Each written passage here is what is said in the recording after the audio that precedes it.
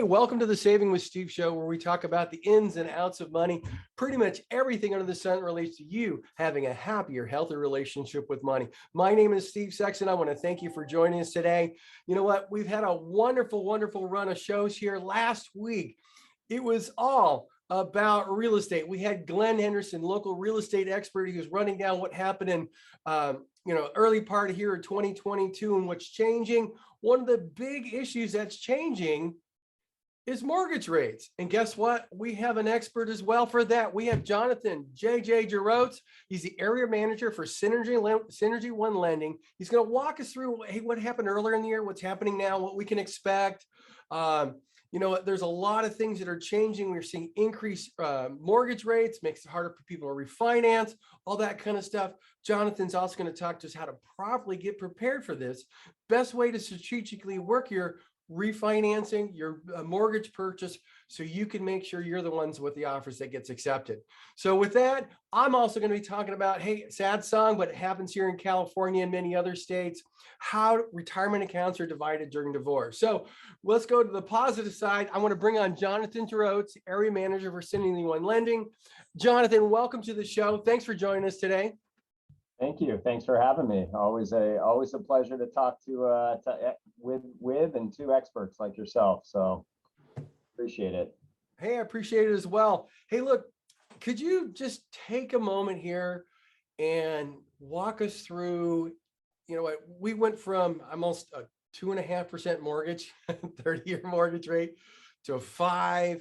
Everybody knows you got inflation and stuff like that, but could you kind of walk us through, hey, what transpired like from December on here to maybe early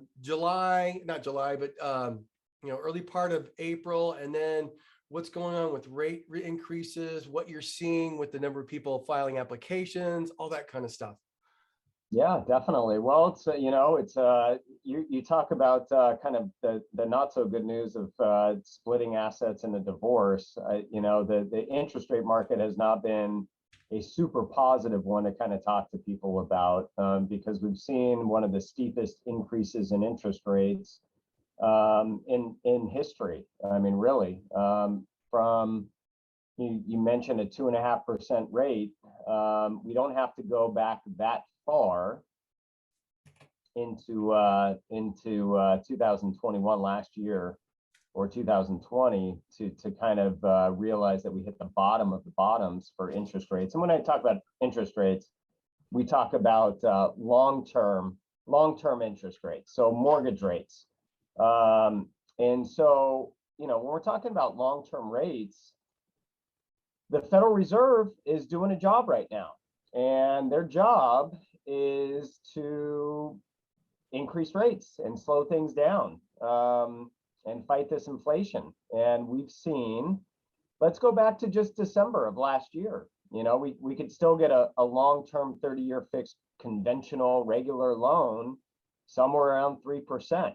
And when we're talking about somebody buying a house today, we're talking about somewhere in the mid fives, about 5.5%.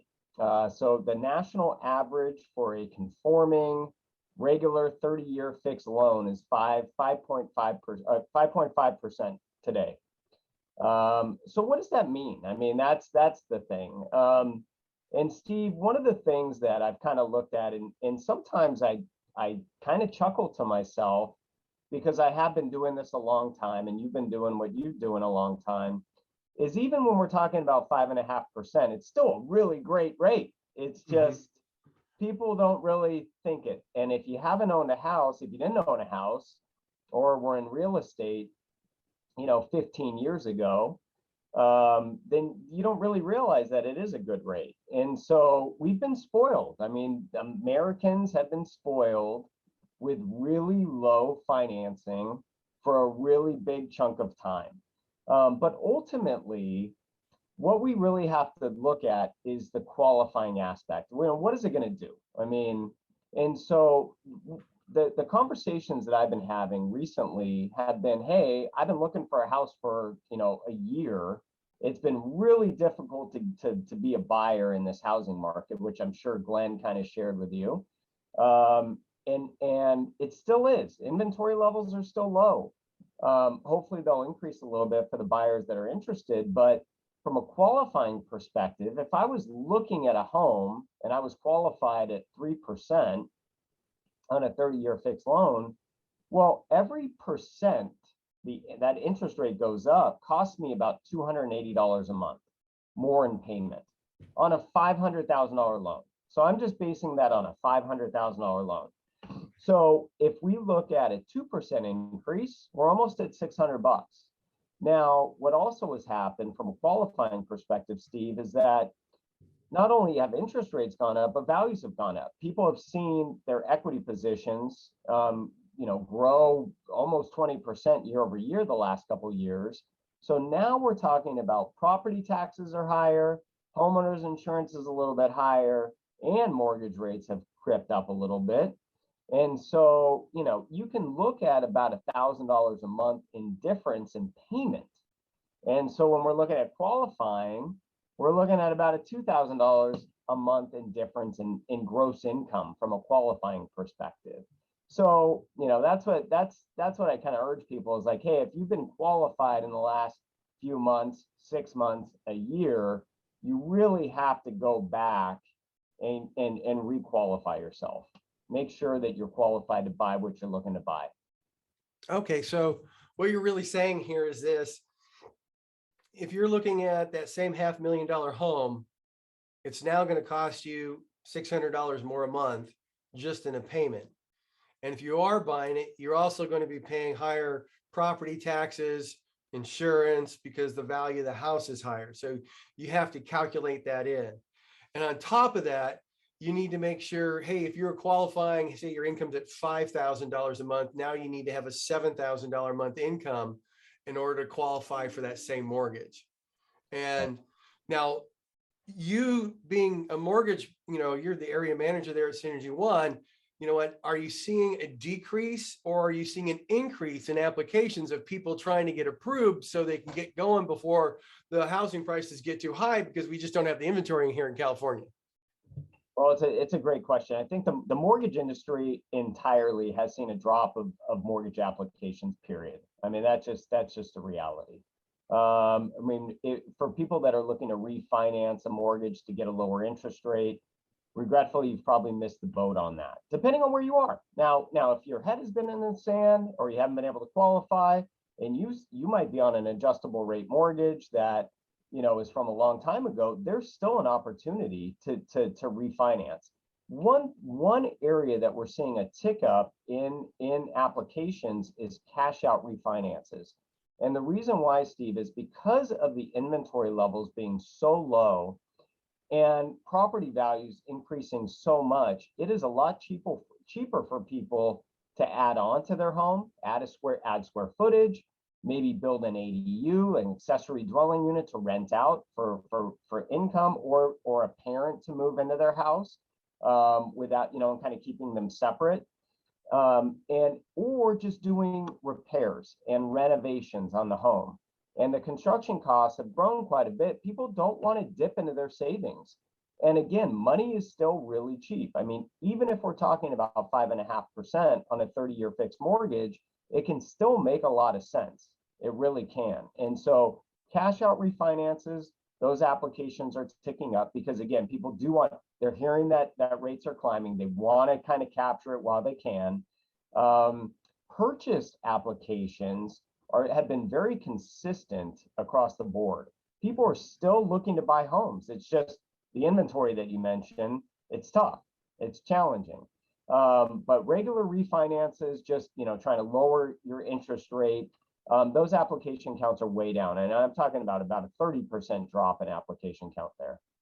Okay. So you had talked about, in fact, I've come across a number of people that their variables or the negative AMs are now ready to recast, and they're like delaying. And I'm telling you, you need to do this right now, because you know what, if they're planning 6 more rate increases, even if it's a quarter point, you could be at a 6, 7, or 8, and you know what, maybe not be able to refinance. So you might want to jump in that real quick. What do you have to say to that? 100%. I think if you have an interest rate that is scheduled to adjust, it's time to lock it into something long term. I mean, especially if you plan on being in that home. The other thing that we're seeing too is people have had home equity lines of credit kind of open for a period of time.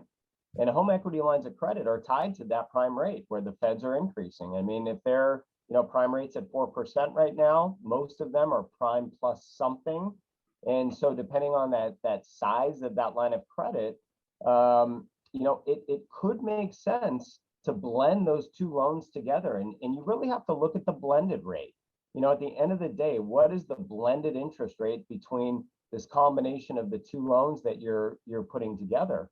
And I'll tell you, Steve, I mean, from a cash out refinance perspective, let's take a look at this for a second and say, okay, we have $6 gas prices. Well, maybe not everywhere, but here in San Diego, we certainly do. $6 gas prices. I mean, I do grocery shopping for my house, and a normal $200 grocery shopping is now $400. People, the wages are not staying with the inflation. And so the credit card debt that people are incurring right now is growing. 100%. It is a fact. It is growing. People are loading up their credit cards. And so some of those calls that I'm getting is like, hey, I have all this debt. I have a ton of equity. I mean, if you're a homeowner, you probably are sitting on a lot of equity right now in your home, which is great. That's great news. It's a great time to be a homeowner. So how can you utilize that equity to put you in a better financial position? And Steve, it runs into your world as well.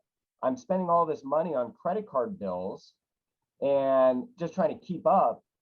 And if I can combine all those bills into tax, mortgage interest that's a tax write-off, lower my taxable income, pay less income taxes, get rid of the credit card debt, even if I'm at a little higher interest rate on my mortgage, it's still a tax deduction when it comes to lowering my taxable income. That's perfect. Jonathan, I'm going to have to stop you right there. We have to take a break to go to do some commercials. Everybody stick with us. We'll be right back with more Saving with Steve. Hey, Cameron, we went a little over on segment 1. I'll be cutting segment 2 a little bit short, but that's okay. And then I'll be doing my segment after that. So just wanted to let you know. And we'll be starting segment 2 in about 10 seconds. Hey, we're going to come back and let's talk about how people should get prepared for doing a finance or a refinance if they got negative AM, how to structure things to make the process go really, really well. Okay. Perfect. Yep. All right. So here we go. Hello, welcome back to the Saving with Steve show, where we talk about the ins and outs of money. You know what? If you would like to check out all the replays, you can always go to savingwithsteve.us and see all the episodes, all 78 of them. We've been going for a long time now. We've got 600,000 plus listeners and viewers across the country and the world. And, I want to send out a shout out to our affiliates at AM/FM 247, BBS Radio, and UK Health Radio. They've been wonderful supporting partners. And you know what, if you, looking to solve a problem, uplift your spirit, live a life of financial personal freedom, you definitely want to join us and go check out the show. If you'd like more tips, you can always go to Saving with Steve Sexton at Facebook. That's Saving with Steve Sexton at Facebook. If you have a topic, and we've got a lot of them that people are coming in, go to viewers at savingwithsteve.us. So right now we're right back here with Jonathan Jerotz. We're talking about mortgage rates. And you know what? Jonathan was just talking about, if you've got a lot of debt, and a lot of people are taking a lot of debt because the cost of everything has gone up so much. And yes, they're raising interest rates to try to slow that down, but that doesn't do you any good if your wages aren't keeping up. And Jonathan was just talking about, hey, wouldn't it be smart to utilize some of the equity in your home to eliminate some of that debt pressure? Think about it. If you're paying a 12, 15, 18, 20% on a credit card, and you turn around and say, hey, now I'm going to pay 5% on the debt that I just took out or just got removed, that might be a smart thing to do. The big thing here is this: you really want to make sure you deal with your spending issue. Okay. Otherwise, you can be right back in the same spot. All that pressure, you just got a larger payment. So Now, one of the things I wanted Jonathan to talk about, which is really important because we had a lot of viewers that said, hey, how do I get prepared for this? We've got rising interest rates. I used to be able to qualify for a whole bunch. How do I get prepared to present myself to a mortgage company to refinance, maybe refinance an adjustable or just refinance, or to purchase something brand new? I'm looking at it, I'm thinking it's a little bit different for each. Is that about right, Jonathan? Without a doubt. I mean, the paperwork aspect is very similar for all of them, for any type of mortgage. So I think it's really just being prepared upfront as far as what is going to be asked of you and what's going to be required. And I'll tell you, Steve, everybody has a different scenario. I mean, if you're an employee at a company and you just have a W-2 wage where you're just getting a salary, you know what? We're probably not going to ask for as much information. But the things that I would be prepared to present, you're going to have your credit run. You're going to complete an application. You are going to want your pay stubs and your last 2 years W-2s from your job, your last 2 years tax returns. I would just have them prepared and ready to present. Maybe you'll get asked for them, maybe you won't. And then have your last couple months of bank statements. Now, we deal with a lot of self-employed people in Southern California here. So that paperwork load does grow a little bit. If you own a company, we're going to ask for your company tax returns. If it's an S Corp, those 1120Ss or K1s, a partnership, same thing, a different type of tax return. And a lot of people have been filing extensions on their taxes. So when we've kind of passed April, they're not planning on filing until later in the year, which is fine. But you will want to be prepared with something called a profit and loss statement for your business. So the paperwork load can act a little bit different. Steve, there's a lot of people that are still looking to buy investment properties. And depending on how easy or hard you want to make that process, there are some loans out there that require very little paperwork, plain and simple. I mean, it really is.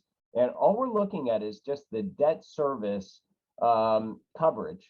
So if it's a rental property, we don't require any income documentation. We just want to make sure that rent for the home is going to cover the payment. It's called a DSCR loan, debt service coverage ratio loan. So it makes it a little bit easier. So let's go back to the rental properties. So if people are still looking to, quite frankly, there's people who haven't taken care of their house for a long time. And they're looking just to get the money and run because they don't have the money to fix it up, the whole shot.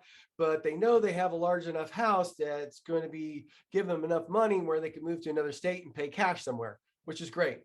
So if somebody's looking to purchase that property, refurbish it and rent it out, all you're telling me is they want to make sure that there is a reasonable enough rent to cover the debt. That is exactly right. That is exactly right. It makes the process a whole lot easier. It's a lot faster.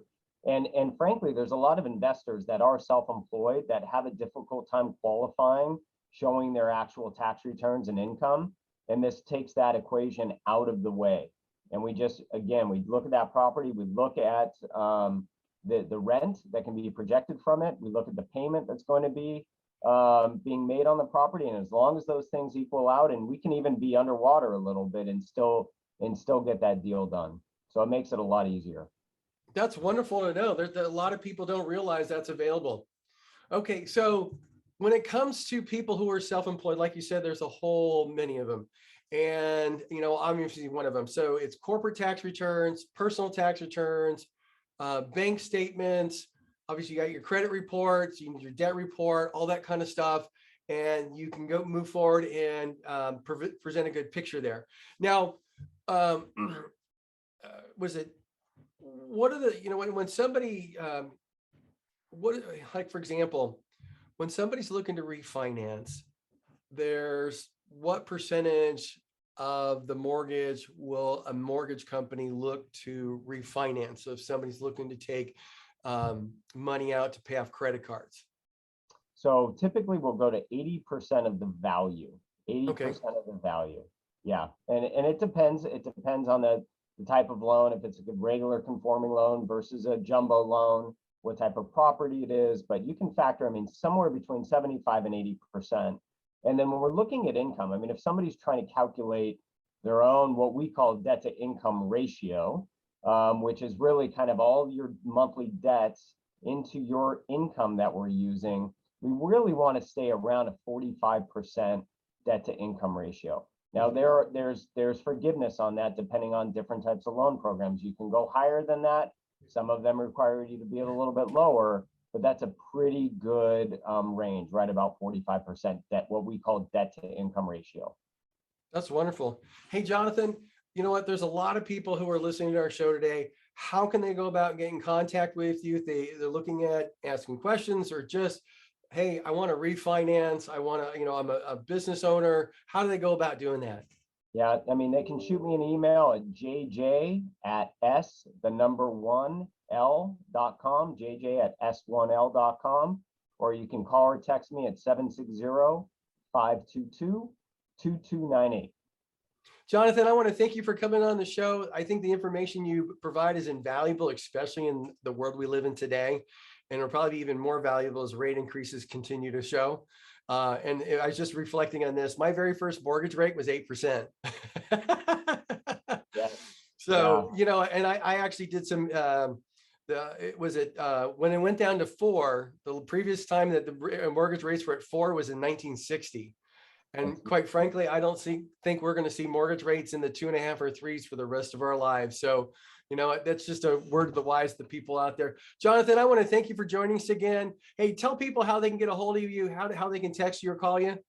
Yep, jj@s1l.com or 760-522-2298. And thank you, Steve. I appreciate it. Everybody, that's Jonathan Jerotz. I want to thank you for joining us. Stay safe, stay healthy, JJ. Hey, Cameron, we need to pay some bills, so stick with us. We're going to be right back with more Saving with Steve.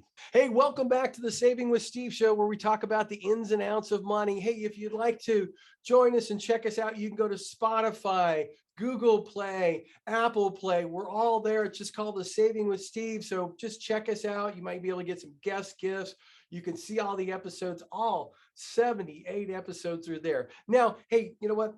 Big question that we got is, how are retirement assets divided in divorce? Okay. Hey, look, especially when you're a little bit older, divorce can be a little bit different. Okay. Obviously you're not worrying about child support or custody. But when you're splitting things, typically you have larger accounts. People might have pensions, 401ks, and things like that. Okay. The rules for splitting retirement assets differ depending on the type of account, like an IRA, a 401k, or a pension. And, it could be complicated.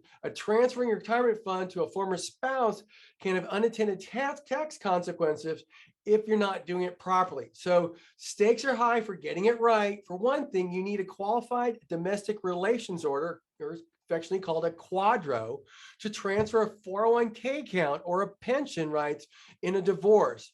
For few divorcing couples, they may know this, the order, which is issued by a court or state agency, recognize a divorcing spouse's right to receive all or a portion of the account owner's defined contribution plan or benefits. There's 2 ways of doing a quadro. The first awards a separate interest in the account balance. The second allows a divorcing spouse to share in the payment of a benefit. So that means it allows somebody to share in the payment of your pension or your account balance on your 457, 401k, and so on. Okay. So if one spouse has a 401k worth $200,000, okay, the divorcing couple agree on a quadro to split the account equally. In that case, a 401k will be set up for the spouse, and each one will receive $100,000.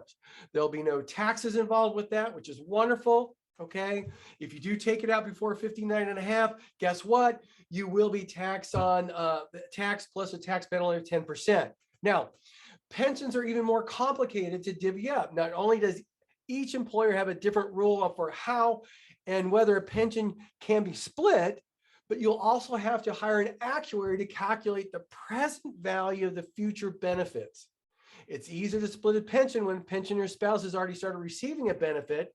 Then you could use a quadro to split the payment by either a dollar or percentage amount. I want to make sure you're all clear. Quadros, a qualified domestic retirement order, okay, relations order, doesn't apply to an IRA. to divide an IRA between spouses, the terms must be specified in the divorce or legal separation agreement, which account owners give to the IRA sponsor, which is like a Fidelity or Schwab, for the money to be split free of taxes and penalties. The agreement should be specified that a direct trustee to trustee transfer, if the receiving spouse takes cash out in the transfer, he or she will owe taxes on the withdrawal. And if younger than 59 and a half, it'll be a 10% penalty. Okay, so it's really very, very important that you look at what's going on. Okay, again, quadros do not apply to an IRA. That is part of a legal separation agreement that's done by your attorneys and presented to the IRA sponsor. A 401k, a pension are split by a quadro. If you have a pension that's being split and you haven't quite started receiving it, you have to pay for an actuary to do a benefit analysis on the present value of the future benefit to accurately split it. So it's really very, very important to understand those things before you move forward with the divorce. So, hey, again, I want to thank you for joining us right here on Saving with Steve. You know what? We had Jonathan Jerotz talk about the ins and outs of mortgages. Last week, we had Glenn Henderson talk about what's going on with real estate. You know what? We've got those wildfires hitting, and we just had some here in California. There are in other states as well. We have Steve Severade. He is a claim specialist, and he's going to talk to us about, hey, you know what? You've had that natural disaster. What do you do next? He's here to talk about it next week right here on Saving with Steve. I want to thank you for joining us. Hey, share us with your friends, family, and associates. Again, I want to send out some special thanks to UK Health Radio, BBS Radio, and 24/7 AM FM 247. All these networks are dedicated to empowering you to solve problems, uplift your spirit, and live a life of personal financial freedom. Hey, we'll look forward to seeing you next week right here on Saving with Steve. Stay safe, stay healthy. See you then. Bye-bye.